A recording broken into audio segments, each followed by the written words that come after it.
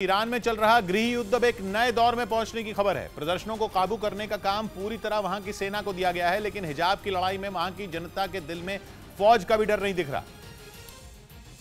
इसीलिए ईरान के revolutionary guard की चेतावनी के बावजूद धरने और प्रदर्शन बंद नहीं हुए। ईरान की सेना ने चेतावनी दी थी कि शनिवार के बाद किसी भी तरह के प्रदर्शन बर्दाश्त नहीं किए जाएंगे। यह भी कहा गया था कि अगर लोग नहीं माने तो सख्ती से निपटा जाएगा। सेना की सख्ती का मतलब साफ है कि जवाब गोलियों से दिया जाएगा। लेकिन ईरान में हिजाब के लिए क्रांति करने वालों के दिल में अब गोलियों का भी खौफ नहीं बचा। धमकी के बावजूद हिजाब विरोधी आंदोलन जरा भी कम नहीं हुए। तकरीबन 6 हफ्तों से ईरान हिजाब की आग में जल रहा है। महसा अमीनी की हत्या से शुरू हुआ आंदोलन पूरे ईरान को अपनी चपेट में ले चुका है। आंदोलनकारियों पर पुलिस के एक्शन में सैकड़ों लोगों की जान जा चुकी है। रूस अपने शक्तिशाली बॉमर पाकदा के ताकतवर इंजन की टेस्टिंग करने वाला है। रूस अपने इस बॉमर के हर हिस्से की टेस्टिंग खुफिया तरीके से कर रहा है, क्योंकि वो नहीं चाहता है कि पाकदा के बारे में दुनिया ज्यादा जाने और उसके दुश्मन उसकी तोड़ निकाल लें।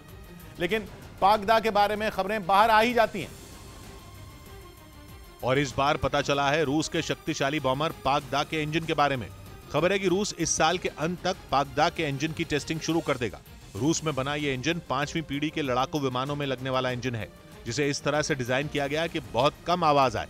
मतलब स्टेल्थ तकनीक से लैस पाकदा में ऐसा इंजन लगा होगा जिससे आवाज ही नहीं आएगी। यानी दुश्मन को पता ही नहीं चलेगा कि रूस का बॉमर कब आया और बम बरसाकर चला गया। यूक्रेन जंग के बीच रूस अपने इस नए बॉमर पर तेजी से काम कर रहा है और लगातार इसके इंजन और बाकी हिस्सों की टेस्टिंग कर रहा है।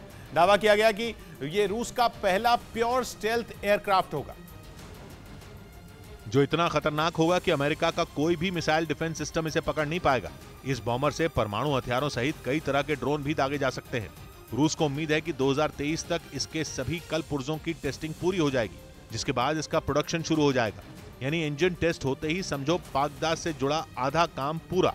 गुजरात के मोरबी में मच्छू नदी पर बना पुल टूटने से 134 लोगों की मौत हो गई और हादसे का जो सीसीटीवी वीडियो सामने आया उसे जिसने भी देखा उसके रोंगटे खड़े हो गए, जिसमें अचानक पुल टूटता हुआ नजर आया और उस पर खड़े लोग नदी में गिर गए। जिस वक्त यह हादसा हुआ पुल पर भारी तादाद में लोग खड़े थे, जिन्हें इस बात का जरा भी इल्म नहीं था कि अगले 5 सेकंड में उनके साथ क्या होने वाला है। वीडियो में पहले तो पुल हिलता हुआ नजर आया। इसी बीच कुछ लोगों ने पुल पर लगी जाली को पकड़ लिया। फिर अचानक एक तरफ की केबल टूट गई और वो सीधा पानी में जा गिरा। इससे पहले कि कोई कुछ समझ पाता सैकड़ों लोग नदी में जा गिरे। इसके बाद तो वहाँ चीख पुकार मच गई। कई लोग पानी में तैरकर अपनी जान बचाने की कोशिश करते दिखे, तो कुछ लोग रस्सी पकड़कर जहाँ थे वहीं रुक गए, जबकि कुछ लोग केबल के सहारे आगे की ओर बढ़ते नजर आए।